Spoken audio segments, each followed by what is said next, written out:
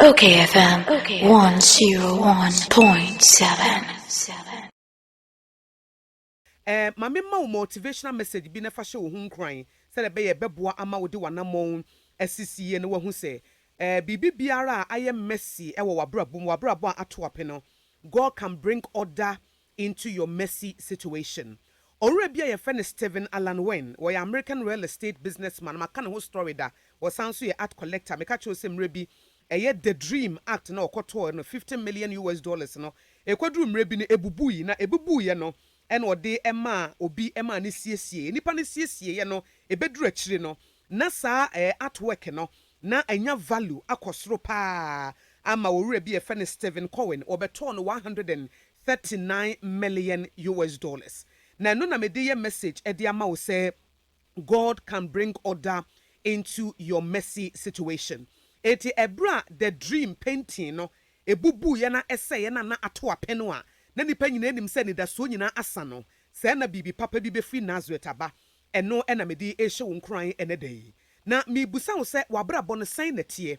ebia na eye wo se enema tete apansam eye wo se wapem eye wo se wontimi nyina wo na so bi enam niema bi a ako tia wo ebetimi abasa ye wonkasa wo ba choices mpo in the past no niema bi asasa wo ye wanye ebia wo school ma ekase suade no wan suade ne wabrabo ayebasa ebia wo ye oba wo si so no wantimi anhon ho so wo kwan bi so na wasum ye wo de enti bema bi kan sem bia de kire wa na wogi tu mu na ne konyim ye wonya bon 1 bon 2 ana woja wo hokoye wo sika sem nyina to apinti wan hwe be ye wo se eni abrabo no wapem odofo said ye wabrabo sitie bia nanka if you put everything in the hands of Jesus obetimi dia ye bibi na di nkonimdie abro. We read Genesis chapter 1 verse 1 to 2 or say in the beginning God created the heavens and the earth. The earth was formless and empty and darkness covered the deep waters. Eto Onyankopon asem say onyambe bo wo so ne asase na asase no na eni shape bia na bibie ni so. Onyankopon anka said the earth is formless and empty nti me to atwene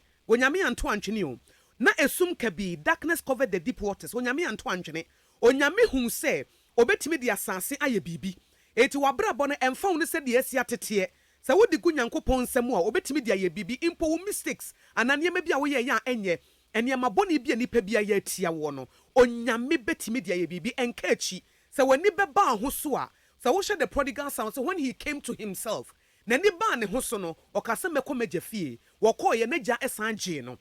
enti ene se wakwa waye ne wo pe wagina watenka ne wo feelings so eto anamon wa mo wani am na ho wo niema bi mu sabre abrabo no abbo wo busuafo nyina yi wa ma wo sika sema to ape wo kura gya wo yire gya wo ba bi afrim eye wo se eno ano mepa cho so wo tiase a na wo nkwa na eche se bibi papa bi ebetimi aba enti se asase no a na eye formless and empty Onyankopon timi ma asase no vegetation efri mu bai onyame ma asase ne ensuo no kofa ko ema ensuo no wo ma fish ene mo akese holes ne ade ba mu a ene o papa maame wabrabo no nyame betimi ahyehye wate wabrabo na aye formless na ase shape bi anim ene ma aye prekese no a wonhu so sa wonko adwo ana sa wonko ata no onyame betimi ama shape abam wabrabo na aye empty and void no onyankopon betimi de na sumdue aba be hyemuma ne peace that surpasses all understanding onyame betimi de nani gie no aba be wura mama wo onyame betimi de nasumdue obetimi de abrawo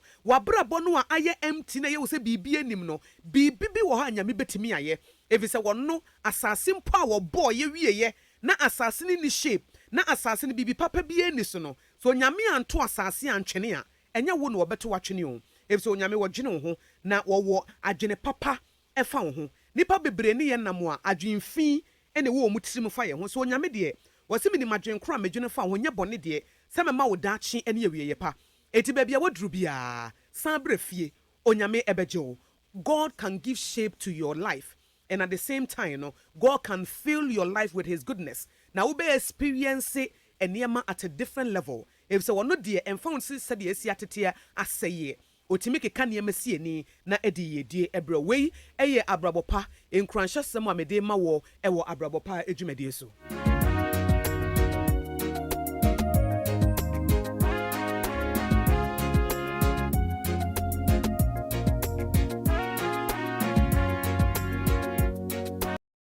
okayfm 101.7.